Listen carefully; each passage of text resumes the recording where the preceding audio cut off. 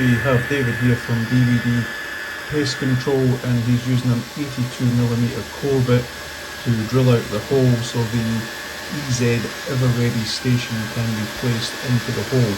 Obviously using water running to make the core a lot easier to cut. Now using the 76mm auger just to take the soil from the inside of the hole. So this is David putting the focus termite attractant into the hole now.